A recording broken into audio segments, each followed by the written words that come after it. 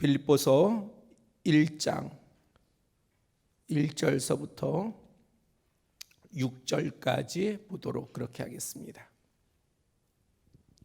빌립보서 1장 1절서부터 6절까지 다 같이 한 음성으로 봉독하겠습니다. 1절서부터입니다. 시작. 그리스도 예수의 종 바울과 디모데는 그리스도 예수 안에서 빌립보에 사는 모든 성도와 또한 감독들과 집사들에게 편지하노니, 하나님 우리 아버지와 주 예수 그리스도로부터 은혜와 평강이 너에게 있을지어다. 내가 너희를 생각할 때마다 나의 하나님께 감사하며 간구할 때마다 너희 무리를 위하여 기쁨으로 항상 간구함은 너희가 첫날부터 이제까지 복음을 위한 일에 참여하고 있기 때문이라. 너희 안에서 착한 일을 시작하신 이가 그리스도 예수의 날까지 이루실 줄을 우리는 확신하노라. 아멘. 신약 성경의 구성 가운데에 사도 바울이 기록한 그러한 내용이 서신들이 많이 있습니다. 우리는 그것을 바울 서신이라고 이야기를 합니다. 바울 서신은 또 다음과 같이 분류를 할 수가 있어요. 먼저는 4대 서신이다. 그것은 로마서, 그 다음에 고린도전서, 고린도후서, 그리고 갈라디아서, 이 네 권을 4대 서신이라고 합니다. 그 다음에는 옥중 서신이 있어요. 이 옥중 서신은 에베소서, 빌립보서, 그 다음에 빌레몬서, 골로새서, 이렇게 네 권의 서신이 바로 옥중 서신입니다. 다음에는 목회 서신이 있어요. 목회 서신은 디모데 전서, 디모데 후서, 디도서, 이렇게 목회 서신이라고 이야기를 합니다. 오늘부터 다시 우리가 기간이 좀 많이 지났기 때문에 빌립보서를 나누도록, 그렇게 처음부터 나누도록 그렇게 하겠습니다. 빌립보서, 빌립보의 공동체에게 전하는 서신이겠죠. 그러니까 그 공동체는 어디 있겠어요? 빌립보에 있겠죠. 이 빌립보는 알렉산더 대왕이라고 우리가 잘 알고 있어요. 알렉산더 대왕의 아버지가 필립 2세인데 그 필립 2세가 이 지역을 점령하고 나서 보니까 대단히 전략적으로 요충지였어요.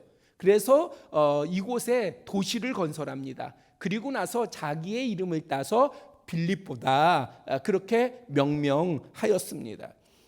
전략적인 요충지다 보니까는 시대마다 많은 침략이 있었습니다.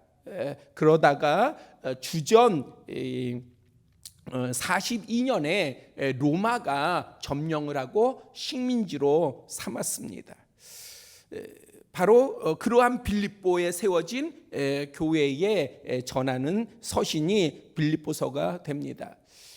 기록 목적은 사도 바울이 로마 감옥에 있었을 때로 추정이 돼요.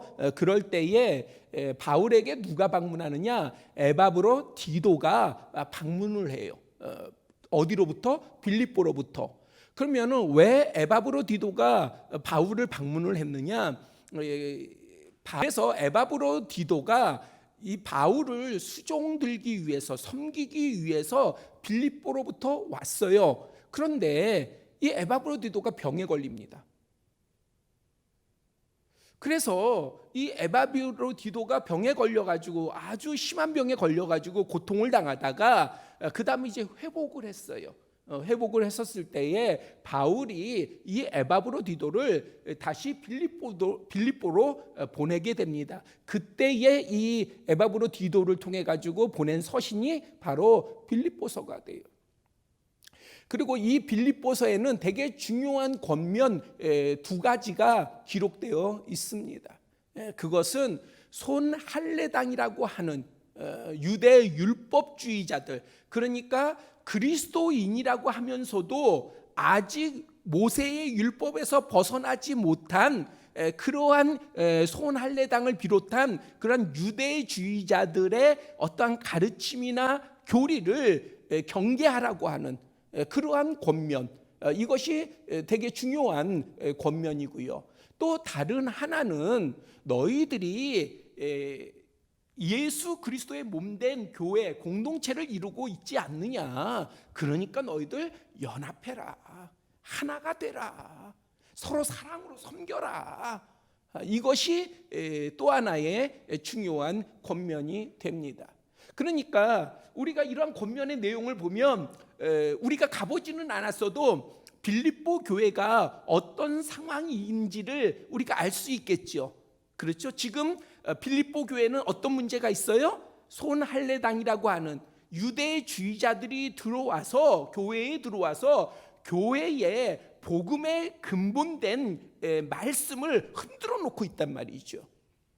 그 다음에 또 하나는요, 교회 안에 다툼이 있다라고 하는 것입니다. 그것을 우리는 안 가봤어도 이 서신을 통해서 알 수가 있는 거예요. 빌립보 교회에 문제가 또 한 가지가 있는데, 이들 내에 외부와의 다툼이 아니라 공동체 내에 다툼이 있구나라고 하는 것을 우리는 알 수가 있습니다. 그래서 이 두 가지 내용이 대단히 중요해요. 그래서 이 두 가지의 부분을 우리가 기억을 하고 성경을 읽든지 또한 말씀의 나눔 가운데에 우리가 그것을 기억하고 나누어지면은 보다 더 좋을 것 같습니다.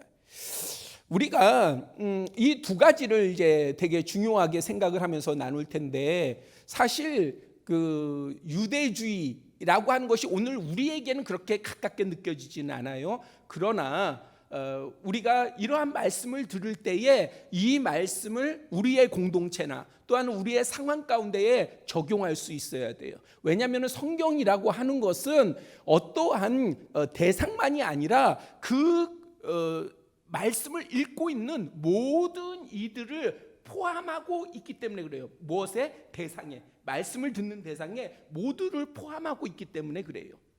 우리가 그것을 어디서 알 수가 있냐면은 아까 목회 서신이라고 하는 디모데 전서, 디모데 후서, 디도서는 사실은 공동체를 향해서 보낸 서신이 아니에요. 개인에게 보낸 서신이에요. 디모데라고 하는 개인에게 보낸 서신이고 디도라고 하는 개인에게 보낸 서신인데, 그런데 그래서 모든 그 내용 가운데에 네가 이렇게 대상을 한 사람으로 표기를 하고 있어요. 그런데 마지막에 항상 그 문구 가운데에 우리가 말씀 가운데도 나누겠지만은 축복된 말씀이 있는데, 이 축복된 말씀에는 복수형을 썼어요. 너희가라고 하는. 그러니까 마지막에는 너희가라고 하는, 디모데전서도 그렇고 디모데 후서도 그러하고, 우리말 성경은 그러한데 영어 성경은 you라고 표현되어 있기 때문에 이게 단수인지 복수인지 불분명해요. 근데 우리말 성경은 복수 형태를 쓰고 있어요. 그래서 마지막에는 디모데 전후서나 디도서도 너희들은이라고 복수 형태를 쓰고 있는데, 원어 성경을 보면은, 그릭 원어 성경을 보면은 복수 형태를 쓰고 있어요. 그렇기 때문에 뭘 이야기하는 거예요? 이것은 디모데를 향한 서신이지만은, 그러나 이 서신은 디모데만이 아니라 또 이 서신을 읽는 모두를 향한 말씀이다라고 하는 것을 우리가 엿볼 수가 있는 것이죠. 그렇기 때문에 이러한 유대주의의 문제를 우리는 빌립보의 상황에 맞춰서 국한해서 볼 것이 아니라 우리 상황 가운데에 적용할 수 있어야 됩니다. 그러니까 항상 성경 공부라고 하는 것이 그래요. 지식만 쌓다 보면은요, 우리가 성경 지식만 높이다가 보면은, 그러면은 정작 하나님께서 나에게 하시는 말씀을 못 봐요. 그러니까 우리가 항상 말씀을 배우든지 묵상을 하든지 읽든지 교육을 받든지 할 때에 항상 따라와야 될 게 무엇이냐면은, 항상 나에게 적용해야 돼요. 내 삶에 적용을 해야 되고요. 나의 상황에 적용을 시켜야 되고요. 나의 가정에, 나의 공동체에 적용을 시켜야 되는 것입니다. 그것은 누가 가르쳐서가 아니라 아주 우리는 이게 자연스럽게 항상 그렇게 따라와야 돼요. 그것은 믿음이 있는 사람만이 행하는 것이 아니에요. 어떻게 보면은 그것은 믿음이 있다 없냐, 아니면은 교회의 연한이, 단임 연한이 얼마나 되느냐의 문제는 아닌 것 같아요. 제가 사역을 하다 보면은 그런 것은 가르쳐 주지 않아도 지혜가 있는 사람은요, 항상 그것이 배어 있어요. 자연스럽게 나타나요. 말씀을 자기 자신에게 적용하는 거예요. 그러니까 큐티 교육을 아무리 시켜도 큐티라고 하는 것을 배우면은 하나님에 대해서, 주님에 대해서, 그렇죠? 성부, 성자, 성령님에 대해서 알고, 그 다음에 어떤 말씀을 알고, 그 다음에 그것을 적용하잖아요. 마지막에 적용을 하고, 그 다음에 이제 기도를 하는 것으로 일반적인 큐티의 어떤 나눔의 형태가 그러한데, 그런데 맨날 큐티를 해도요, 적용을 갖다가 그냥 공부로 하는 사람이 있어요. 발표나 나눔이나 거기에 맞춰서. 그러니까 변화가 없는 거예요. 그러니까 역사가 없는 거예요. 뭘 위한 거니까? 나눔을 위한 거니까. 다른 사람과 그냥 나누고 말하고 뭔가 서로 아는 듯한, 그러다 보면은 아주 철저하게 자기에게 적용하는 힘이 없어요. 그런데 하나님의 말씀은요, 우리가 지식을 쌓는 것보다 더 중요한 것은 살아있는 말씀이 내게 돼야 돼요. 그러려면 어떻게 해야 돼요? 나한테 적용하는 것이 뭔가 어떠한 순서나 아니면 구성에 따라서 어떠한 패러다임을 따라가지고 그냥 어떠한 맞춰지는 것이 아니라 내 영이 말씀 가운데 말씀을 들으면은 항상 적용이 되어야 합니다. 그래서 이 손할례당, 우리가 그 부분에 대한 경계의 말씀을 나눌 때에 우리는 잘못된 가르침, 이 부분에 대해서 우리가 깨어 있어야 돼요. 정말 이것은 주님 앞에 맞는, 주님께서 뜻하시는 가르침인가? 아닌가? 그거를 구분해야 돼요. 그것이 여러분들이 사는 것이고, 그것이 또한 저는 개인적으로 목사를 살리는 길이라고 믿어요. 그렇지 않겠어요? 여러분들이 영적인 분별이 전혀 없다고 한다면, 그리고 그냥 오로지 목사만 본다고 한다면, 그렇다면은 누구를 제일 망치는 길이냐? 목사를 제일 망치는 길이에요. 왜? 목사 마음대로 다 된다고 한다면. 그래서 우리는 잘못된 가르침에 대해서는 분명한 그러한 구별이 있어야 합니다. 나아가서는 잘못된 양육, 잘못된 교육에 대해서도 깨어 있어야 돼요.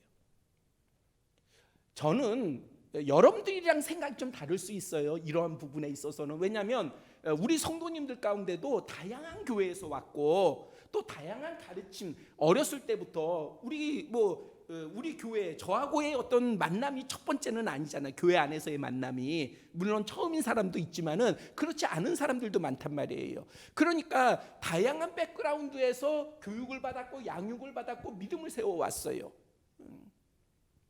그래서 여러분들 나름대로는 다양한 기준이 있단 말이죠. 그걸 저는 인정을 해요. 왜?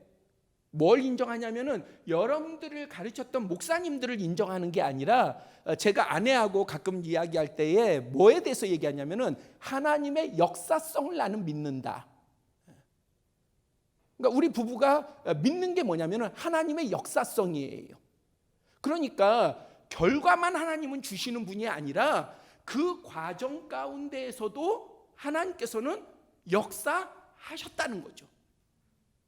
그 과정을 믿는 거예요. 그걸 하나님의 역사성이라고. 그러면 여러분들의 삶에 있어서도, 여러분들의 삶의 과정에, 믿음의 과정에, 여정에 있어서도 저는 하나님의 선하신 개입이 있다고 믿습니다.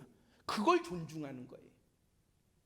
그래서 기준이 다를 수가 있어요. 무조건 제 기준이 맞다고 얘기할 수는 없어요. 다만 공동체를, 지금 아름다운 포도원 공동체를 목회자로서의 책임을 지면서, 목회자로서의 담당을 하면서 제가 밟아가는 걸음은 그래요. 모르면 모르자. 모르는데 아는 척은 하지 말자. 그 다음에 이게 옳은 건지 틀린 건지, 가야 되는 건지 멈춰야 되는 건지 모르면 기다리자. 모든 것은 하나님이 하시는 거지, 그렇죠? 모든 것은 하나님이 하실 거 아니에요.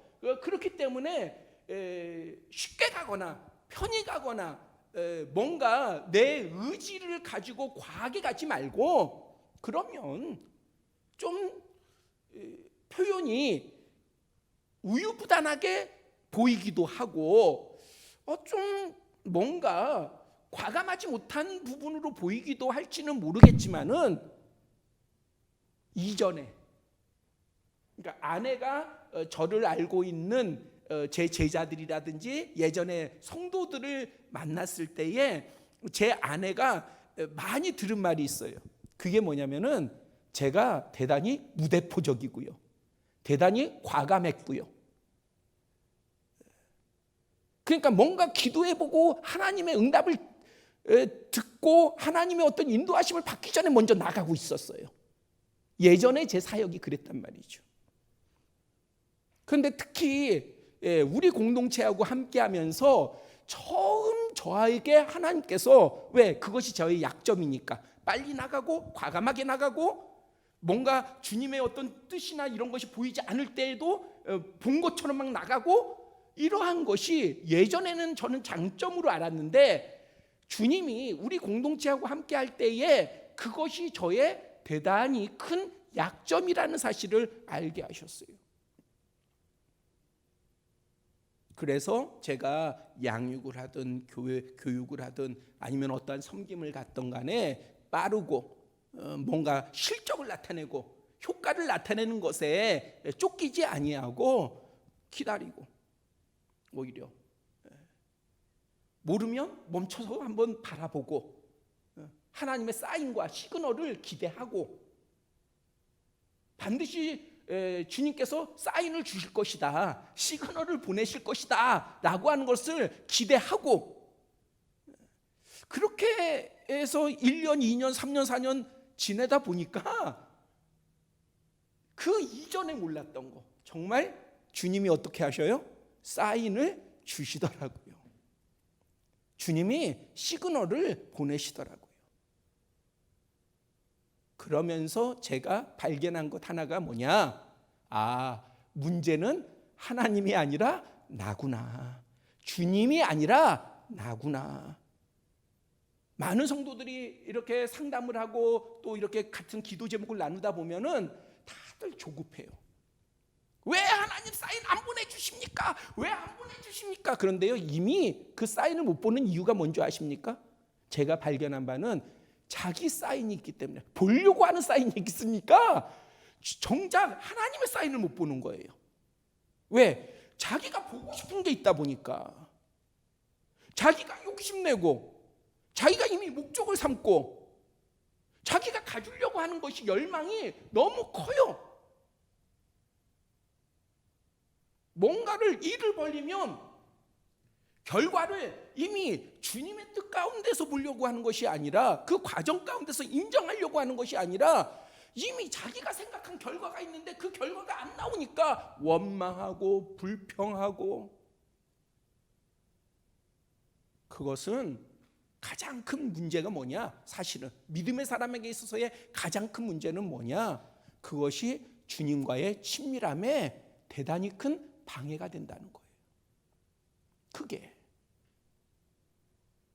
본인은 이루지 못한 거, 성과를 못 낸 거에 마치 그것이 가장 큰 문제이고, 그 다음에 그것 때문에 자기가 힘들고 불평분만 원망이 나오지만은, 실상 믿음에 있어서의 가장 큰 문제는 그러한 성과를, 결실을 거치 못하고 성공하지 못한 것이 문제가 아니라 주님과의 관계가 더 발전하지 못하고 더 진보하지 못하고 오히려 더 멀어지고 있다는 사실입니다. 그러니까 주님이 사인을 안 보내는 게 아니에요. 시그널을 안 보내는 게 아니에요. 내가 못 보는 거예요. 목사인 저도 지금 말씀을 이렇게 나눴지만은 그래서 제가 주님의 사인을 기다립니다. 그런데 이것이 제가 100% 그러겠어요? 아니란 말이에요. 때로는 놓치는 거죠. 그러고 나서 지나고 나 보면 문제는 하나님이 아니라 나였구나. 그래서 하나님은 일찍부터 나에게 사인을 보내주셨는데 내가 그거를 보지 못하고 하루가 지나고 아니면 일주일이 지나고 한 달이 지나고 몇 달이 지나고 나서야 아는 거예요. 하나님은 일찍이 나한테 사인을 보내셨는데 근데 내가 못 본 거구나. 내가. 그래서 제가 이렇게 포괄적으로 말씀을 드리는 것은 여러분들이 자녀의 교육이라든지 소중한 이들에 대한 양육이라든지 이러한 부분 가운데서도 여러분들이 너무 앞서려고 하면 그것이 아무리 좋은 걸 할지라도요. 어떤 부모가 자식에게 나쁜 거를 주려고 하겠어요. 좋은 거를 주려고 하지. 그러나 그것이 분명히 좋은 거라 할지라도 여러분들이 너무 앞서면 그러면 그것이 자녀에게 다 좋은 것만은 아니다 하는 것입니다. 가장 좋은 것은 뭐냐? 하나님께서 여러분들의 자녀를 책임져 주신다는 거죠. 하나님께서 여러분들의 소중한 이들을 지켜주십니다. 믿으세요. 그래서 하나님께서 개입하시도록 선하게 개입하시도록 그것을 사모하시고 기도하시고 그것을 포기하지 않고 끝까지 놓치지 않는 거예요. 그러면 하나님께서 정말 필요한 때에 사인을 주시고 알려주시고 깨닫게 하시고 기도하게 하시고 때로는요 기도하지 않잖아요. 그러면 하나님이 어떻게 해서든지 기도하게 만드세요. 여러분들은 그런 경험 없어요? 저는 가끔 가다가 이 하나님 앞에 마치 얻어맞는 것처럼 그냥 문득 갑자기 그냥 머리를 뭔가가 와가지고 딱 때리는 것처럼 그래서 이게 뭐지 하고 뭘까 하고 번쩍 정신을 차리고 살펴보면 제가 놓치고 있는 게 있더라고요. 이건 하나의 예지만 하나님께서는 결코 우리를 내버려 두시지 않는다는 겁니다. 그래서 교육을 하고 양육을 하고 가르치고 나누고 할 때에 우리가 잘못된 거 모르는 것을 아는 척하지 마세요. 자식에게도요. 믿음의 부모가 잘못하는 것 중에 하나가 자식에게 지금까지 우리는요 자식에게 몰라 아빠는 잘 몰라 엄마는 잘 몰라 이런 것에 대해서 훈련이 안 돼 있어요. 무조건 아는 척을 해야 돼요. 말씀에 대해서도 그렇고 하나님의 뜻에 대해서도 그렇고 아니 기도도 안 하고 하나님 앞에 그 문제에 대해서 기도도 안 하고 분명하게 내가 들은 것도 없는데 그런데 하나님께서는 이러셔 주님께서는 이러셔 제가 종종 봐서 그래요. 종종 봐서 제가 이렇게 말씀을 드려요.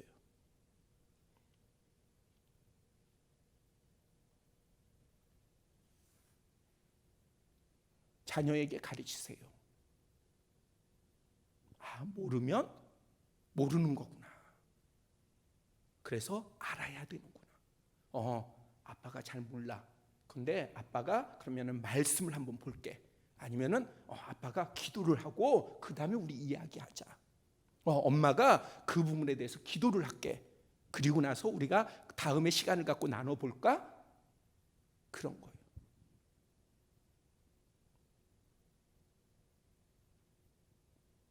제가 가장 이러한 부분들을 많이 하는 게 제 아내하고의 대화 가운데 아내도 그러고 저도 그러고 이런 부분의 과정을 많이 가져요. 잘 모르겠어. 그러면 내가 좀 더 찾아봐야 돼. 그런 부분들은 내가 아는 부분은 여기까지고 내가 좀 더 찾아보고 내가 연락을 할게. 한번 생각을 해보고 얘기를 나누지요. 뭐 이러한 대화들이요. 왜 제가 이 부분을 되게 중요하게 지금 말씀을 나누냐면 잘못 가르친다라고 하는 거. 지금 우리는 손 할례당 이 율법주의 이거는 잘못된 거야. 그러니까 이런 것들이 가르쳐지면 이거는 안 되는 거야. 분명히 알잖아요. 그렇죠? 그리고 사도 바울이 이 성경 서신을 보내는 데 주된 내용이란 말이에요. 그만큼 중요한 문제예요. 그러면 이것을 우리의 삶에 적용하면 잘못 가르친다라고 하는 것은 대단히 우리에게 큰 문제다. 잘못 양육하는 거, 잘못 교육하는 거, 잘못 나누는 거, 부여건들하고든지 잘못 나누는 거. 이 척하는 거 대단히 좋지 않잖아요. 그렇죠? 그러니까 이 척이라고 하는 게 왜 참 위험하냐면은 척이라고 하는 것을 하면 내가 마치 진짜인 것 같단 말이에요. 내가 선한 척한다. 그러면 뭐예요? 다른 사람이 나를 선하게 볼 뿐만 아니라 나도 착각을 하는 거예요. 내가 선하다고. 내가 의로운 척을 하면 그러면 다른 사람들한테 내가 의로워라고 하고 보이는 것까지의 문제가 아니라 나도 내가 의롭다고 생각하는 거예요. 믿음 있는 척하면 그러면 어때요? 내가 믿음이 있느냐 없느냐의 부분을 살피지 않아요. 믿음 있는 척하면은 내가 믿음 있다라고 하는 거예요. 제가 최근에 어떤 목사님, 제가 잘 아는 목사님이에요. 그 목사님이 뭐 제가 잘 아니까 오랜 동안 교제가 있었지 않겠습니까? 그러니까는 뭐 작년에도 교제가 있고 재작년에도 교제가 있고 3년 전에도 4년 전에도 10년 전에도 20년 전에도 대학생 때부터 교제가 있었던 저보다 선배 목사님이세요. 나이도 많으시고. 근데 이분을 만나면 항상 의로운 얘기, 그러니까 후배들 앞에서 항상 의로운 얘기를 하셨단 말이에요. 근데 최근에 그분이 글을 하나 올렸는데 그걸 제가 우연찮게 봤어요. 그분이 올린 글을. 근데 그 글 안에 내용이 뭐냐? 그분은 5년, 10년, 15년을 방황하고 있었어요. 본인이 방황하는지 몰랐어. 왜? 목회를 계속 해왔으니까. 그러니까 자기가 방황하지 않았는데 계속해서 심령은 대단히 갈급하고 메말라 있었다는 거예요. 그런데 어느 날 사모님이 참다 못 참고 직선적으로 얘기를 하더래요. 당신 내가 처음 만났을 때와 같지 않아. 당신은 상당히 메마른 것 같아. 그래서 아내의 말을 듣는데 예전 같으면 막 화가 날 텐데 깜짝 놀란 거죠. 그리고 나서 이제 어떠한 회복의 시간을 갖고 보니까 자기가 어떤 거였어요? 척하고 있었던 거예요. 척하고. 제가 가장 중요하게 여긴다고 여러분들한테 고백을 드리면서 강조하는 게 있어요.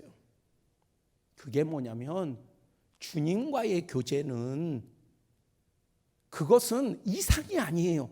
그냥 막 생각 가운데 그런 거야 라고 하는 가상이 아니에요. 사이버가 아니에요. 실제예요. 주님과의 교제가. 그러니까 내 삶에 주님과의 교제, 하나님과의 교제는 실제여야 되는 것이에요. 종교가 아니에요. 허상이 아니에요. 이랬으면 좋겠다라고 하는 우리가 어떠한 그 신비적인 것이라든지 신기루 같은 것이 아니란 말이에요. 사실이지. 그러니까는 내게, 여러분에게 실질적인 주님과의 교제가 있어야 되는 것입니다. 그래야 뭐가 없어져요? 척이 없어지는 거예요. 뭐뭐 하는 척이 없어지는 거예요.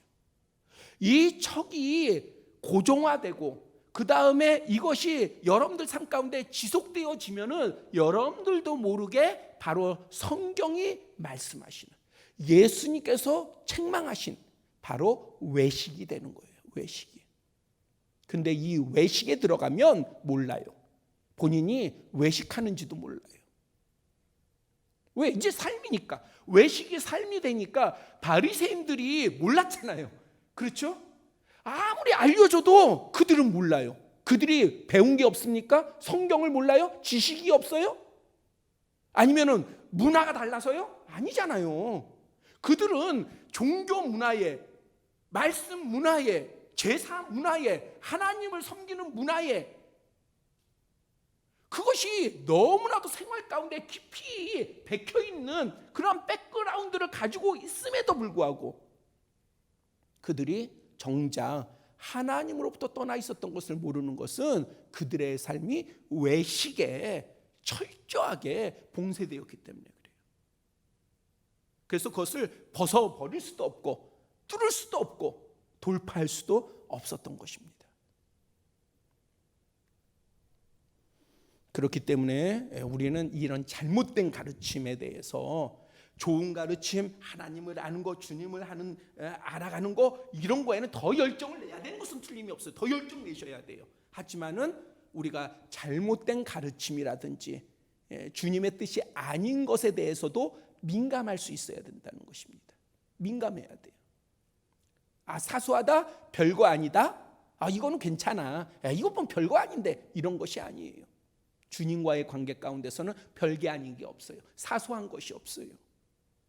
꼭 그것을 여러분들이 기억을 하시고 중심에 두시기를 바랍니다. 그 다음에 우리가 예수 그리스도 안에서 하나 돼야 돼요. 교회는 예수로 하나 돼야 돼요. 목사로 하나 되는 것도 아니고, 그 다음에 어떠한 인물로 하나 되는 것도 아니고, 구역으로 하나 되는 것도 아니고, 오로지 우리가 분명하게 계속해서 구역장들도, 구역 헬퍼들도, 목사도 우리는 예수예요. 오직 예수예요. 오직 예수. 그러면 여러분들 가정에서도 그게 말로 나타나는 게 아니에요. 말로는 예수님 찾는데 삶은 예수 중심이 아니면 그것은 아무 권세가 없어요. 내 입술만이 아니라 나의 삶이 예수 중심일 때에 그것은 내가 말로 안 해도, 예수 말로 안 해도 이미 중심에 누가 계세요? 예수님이 계세요. 예수님이. 그래서 우리의 연합은 예수님이어야 된다. 예수님이. 여러분도 고개를 끄덕이시는데, 그런데요, 자꾸 가장 큰 방해가 누구예요? 그거 역시 여러분들 자신이에요. 우리 자신이에요. 자꾸 우리가 뭔가 듣고 기도하면 예수님의 중심에 와 계세요. 나는 예수님을 중심으로 삼습니다. 우리 가정의 중심은 예수님이십니다. 우리 공동체의 중심은 예수님이십니다. 이렇게 말은 하면서도 틈만 나면 나예요. 내가 앞서요. 가정에서 누가 제일 존중받고 싶어 해요? 여러분들 자신이잖아요. 예수님이에요? 정말 여러분들 가정에서 가장 존중받고 싶은, 가장 존중받았으면 좋겠다, 누구예요? 여러분이잖아요. 여러분들 자신이잖아요. 그러다 보니까 우리도 모르는 사이에 주님은 뒤로 가고 내가 중심에 있게 돼요. 그러니까 이게 쉬운 게 아니라니까요.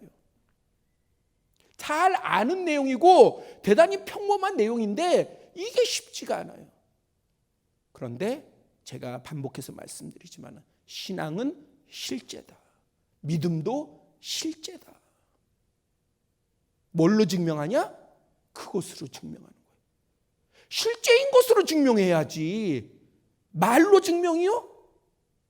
말은요, 잘 훈련받고 그 다음에 그러한 그 나눔의 기술이 뛰어난 사람들은요, 아주 대단해요. 조금 알아도요, 그죠? 한 10% 알아도 100% 아는 것처럼 얼마든지 포장할 수 있는 능력은요, 개인에 따라서 얼마든지 그 능력이 있는 사람들은 있어요. 그러면 신앙이라고 하는 것이 그러한 가치에 따라서 누가 그렇게 잘 표현하고 잘 나누느냐에 따라서 그 신앙의 깊이가 달라집니까? 아니란 말이에요. 거기에 있지 않단 말이에요. 실제에 있단 말이에요. 그 실제라고 하는 것은 누가 측정하십니까? 주님이 측정하시는 거예요. 주님이 측정하시는 거. 그래서 항상 우리는 주님이 측정하시는 그 앞에 있어야 돼요. 항상. 그래서 여러분들한테 목사도 앞에 두지 말라는 거예요. 제가 목사지만 목사가 가장 먼저 해야 될 일이 뭐냐? 이 교회의 중심에 내가 있다라고 하는 거를 버려야 돼요. 생각조차 하지 말아야죠. 그렇죠? 10%, 5% 그것도 목사의 자리가 아니에요. 그렇다면 여러분들 자리도 아니에요. 우리가 장로님들 세우지만은 제가 몇 번 다짐을 해요. 절대 어느 누구도 그 자리에 있으려고 하면 안 돼요. 오로지 주님만이 계실 자리예요. 주님만이. 꼭 그거를 어떤 상황 가운데서든지 누구랑 여러분들이 대하든지 간에 여러분들이 어떠한 성도, 개인적으로 친한 성도와 만나서 뭔가 내가 영향력을 줄 수 있는 그러한 처지에 있고 그러한 입장에 있어도 여러분들이 버려야 될 건 뭐냐? 이 사람하고 나하고는 친하고 어떤 친밀감이, 그리고 내가 멘토 같으니까 내가 이 위치에 있어도 돼? 아니에요. 왜? 그 두 사람이 있는 곳에 누가 계셔요? 주님이 계세요. 그렇잖아요. 주님이 계시잖아요. 두세 사람이 내 이름으로 모인 곳에 주님께서 함께 하시는 거예요.